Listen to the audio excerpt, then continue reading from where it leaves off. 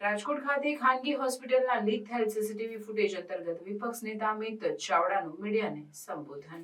આજે ગુજરાત વિધાનસભામાં ગુજરાતના એક પરિવારને સ્પર્શતો ખૂબ જ ગંભીર પ્રશ્નને જે બનાવ આજ હમણાં જ રાજકોટમાં બન્યો કે દવાખાનાના ડૉક્ટર દ્વારા જે દર્દીની તપાસનો જે ભાગ છે, જે રૂમ છે, એના સીસીટીવી ફૂટેજ લીક થાય, સોશિયલ મીડિયા પ્લેટફોર્મ પર એને અપલોડ કરવામાં આવે, 500 રૂપિયાથી લઈને 2000 રૂપિયામાં આ ખાનગી માહિતી જે કહેવાય, જે સીસીટીવી ફૂટેજ કહેવાય, એને સોશિયલ મીડિયામાં વેચવામાં આવે અને એવી ગંભીર બાબતનો મુદ્દો લઈ ને કોંગ્રેસ પક્ષ તરફથી વિધાનસભાના નિયમ 116 અંતર્ગત આ મુદ્દાની ચર્ચા કરવામાં આવી છે। ગુજરાતમાં આ વિષય જ્યારથી બહાર આવ્યો ત્યારથી દરેક પરિવારને ચિંતા છે। દરેક પરિવાર આજે ભય હેઠળ જીવે છે કે ક્યાંક એના ઘરના સીસીટીવી ફૂટેજ, ક્યાંક એના બેડરૂમમાં લગાવેલા સીસીટીવીના ફૂટેજ, ક્યાંક શાળાના કોલેજના સીસીટીવીના ફૂટેજ, ક્યાંક મોલમાં કાં તો જે ચેન્જિંગ રૂમ છે એના સીસીટીવી ફૂટેજ, હોટલ કે જાહેર સ્થળોના સીસીટીવી ફૂટેજ કે વિધાનસભાના સીસીટીવી ફૂટેજ કોઈ હેક તો નહીં કરી લીધા હોય ને? કોઈ એમની પ્રાઇવેટ જે ખાનગી માહિતી છે, જે દિનચર્યા છે, એને સોશિયલ મીડિયા પર વેચી તો નહીં દે ને?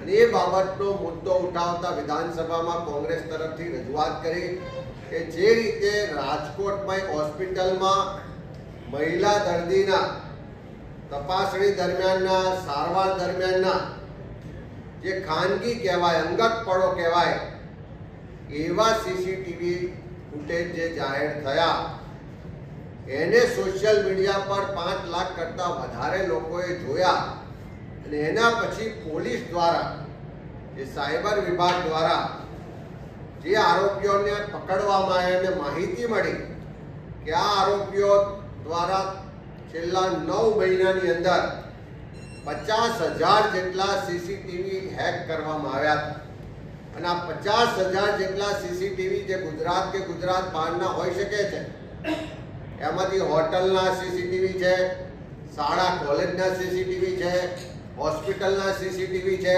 લોકોના ઘરના સીસીટીવી છે, આવા દરેક જગ્યાના સીસીટીવી હેક કરવામાં આવ્યા હતા। અમે સરકાર પાસે માગણી કરી છે કે આજે ગુજરાતનો એક પરિવાર ભયમાં જીવે છે, એક પરિવારને પોતાની અંગત, પોતાના કુટુંબની ખાનગી માહિતીઓ જાહેર થવાની ચિંતા છે, ત્યારે સરકાર આ ગુજરાતના લોકોને આશ્વસ્ત કરે। પણ દુઃખ સાથે કહેવું પડે કે ડબલ એન્જિનની સરકાર છે। કદાચ કોંગ્રેસનો કોઈ ધારાસભ્ય ક્યાં જાય છે, કોંગ્રેસ કેવો વિરોધનો કાર્યક્રમ કરવાની છે કે કોઈ પણ સામાન્ય માણસની જાસૂસી કરવા માટે આખું સરકારી તંત્ર લાગે પડે છે। આઈબી પાસેની આગોતરી માહિતી હોય છે। મંત્રી અહીંયા વિધાનસભામાં ગણાવતા હતા કે સોશિયલ મીડિયા પર આટલા જાતના સીસીટીવી ફૂટેજ કે વિડીયોનું ઓપ્શન થઈ રહ્યું છે। રાજકોટનો બનાવ બન્યો પછી સરકારને ખબર પડી કેમ તમારી પાસે આટલું મોટું તંત્ર હતું, આટલા મોટા પ્રમાણમાં સીસીટીવી હેક થઈ રહ્યા છે, તો પહેલા સરકારી તંત્રને, ગૃહ વિભાગને માહિતી કેમ ના મળી? કેમ તમે લોકોની ખાનગી માહિતી સોશિયલ મીડિયા પર આવતા પહેલા એને રોકી ના શક્યા? કેમ પોલીસ પ્રશાસનનો હેકરોને ડર નથી લાગતો? કેમ લોકોની ખાનગી માહિતી સોશિયલ મીડિયા પર જાહેર થઈ રહી છે, એનો વેપાર થઈ રહ્યો છે, પણ સરકાર એનો જવાબ આપતી નથી। સરકાર આજે પણ એમ કહે છે કે અમે આટલા લોકોને પકડ્યા, અમે આમ કર્યું।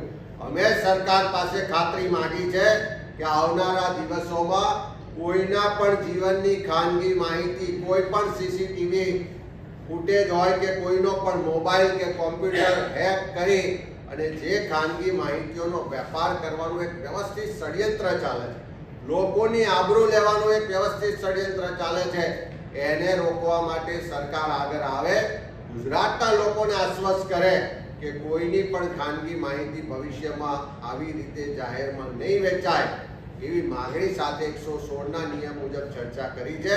અને આજે ગુજરાતનો એક એક પરિવાર ભય હેઠળ ચિંતા સાથે એની ખાનગી માહિતી, એની ખાનગી જીવનની દિનચર્યા ક્યાંક ચોરાઈ તો નહીં જાય ને, ક્યાંક સોશિયલ મીડિયા કે મીડિયા પર એને અપલોડ તો કોઈ નહીં કરી દે ને, એ ચિંતા અને ભયના ઓથાર હેઠળ જીવી રહ્યો છે.